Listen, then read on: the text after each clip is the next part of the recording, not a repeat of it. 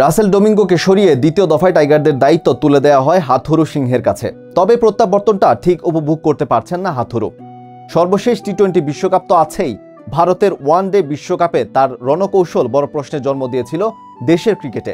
2023 বিশ্বকাপ ব্যর্থতার দায় চাপিয়ে দেওয়া হয় অ্যানাল ডোনাল্ড, জ্যামি সিডন্সদের। অথচ তাড়ানোর কথা ছিল হাথুরুকেই। বিশ্লেষকদের মতে এখনো সময় আছে হাথুরুকে বিদায় করা হোক। তাহলে নতুন হেড কোচ হবেন কে? চলুন একে একে কিছু নাম জেনে নেওয়া যাক। মোহাম্মদ সালাউদ্দিন এই নামটি শুধুমাত্র সাম্প্রতিক সময় নয়, দীর্ঘদিন ধরেই আলোচনায় আছে। দেশের ক্রিকেট সমর্থক থেকে শুরু করে বিশ্লেষক, এমনকি মঈন আলী রিজওয়ানের মতো বিদেশি তারকা ক্রিকেটাররাও কোচ হিসেবে সালাউদ্দিনকে খুবই পছন্দ করেন। মঈন আলী তো গত বিপিএলে এসে পরোক্ষভাবে সালাউদ্দিনকে জাতীয় দলের কোচ হিসেবে নিয়োগের কথাও জানিয়েছেন। সাম্প্রতিক সময়ে হাথুরুর ব্যর্থতা, বিশেষ করে সিনিয়র ক্রিকেটারদের সাথে তার দ্বন্দ্বের কারণে তাকে আর কোচ হিসেবে দেখতে চায় না সমর্থক থেকে শুরু করে বিশ্লেষকরাও। তারই বদলি দেশি কোচ হিসেবে মোহাম্মদ সালাউদ্দিনকে চাচ্ছেন অনেকেই। রাহুল দ্রাবিড় এই নামটি শুনে অনেকেই অবাক হতে পারেন, তবে সম্প্রতি টাইগারদের হেড কোচ হিসেবে দ্রাবিড়ের নামও সামনে এসেছে।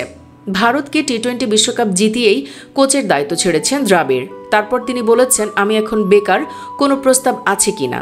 দ্রাবিড়ের এমন কথা শুনে অনেকেই তাকে প্রস্তাব পাঠাতে বলছেন, তবে আমরাও জানি এটা কোনোদিনও হয়তো সম্ভব হবে না। কারণ হাথুরুকে 30 লাখ টাকা বেতন দেয়া নিয়েই এত কথা, তাহলে দ্রাবিড়কে কোটি টাকা দিতে পারবে কি? এটা সম্ভব না। স্টিভ রোডস টাইগার ক্রিকেটের ইতিহাসে হাতে গোনা যে কজন কোচের অধীনে বাংলাদেশ গোছানো ক্রিকেট খেলেছে তাদের মধ্যে অন্যতম একজন রোডস।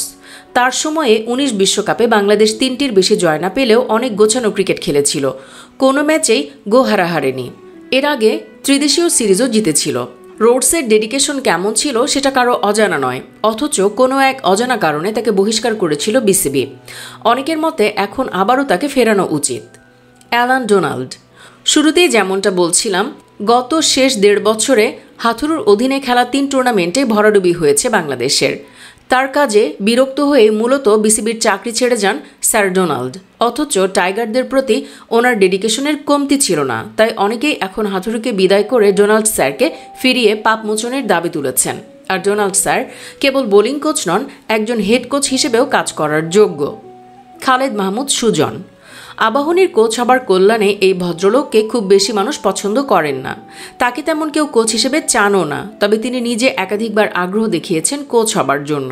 এমনকি 2019 বিশ্বকাপের পর একবার তো শ্রীলঙ্কার বিপক্ষে একটা সিরিজে হেড কোচ বনে গিয়েছিলেনও। সাম্প্রতিক সময়ে তিনি আবারও কোচ হবার আগ্রহ প্রকাশ করেছেন। দর্শকরা হয়তো তাকে খুব বেশি পছন্দ করবেন না, তবে অনেকের দাবি অন্তত হাথুরুর থেকে আমাদের সুজনই বেটার। সুপ্রিয় দর্শক, ভিডিওটিতে আলোচিত এই 5 জনের মধ্যে আপনি ব্যক্তিগতভাবে কাকে হেড কোচ হিসেবে দেখতে চান? কমেন্টে জানাতে পারেন যে কোনো একজনের নাম, যে কিনা দলকে বদলে দিতে পারবে বলে মনে হয়। আর অবশ্যই ভিডিওটি লাইক, শেয়ার ও আমাদের পেজে ফলো করে রাখুন। ধন্যবাদ।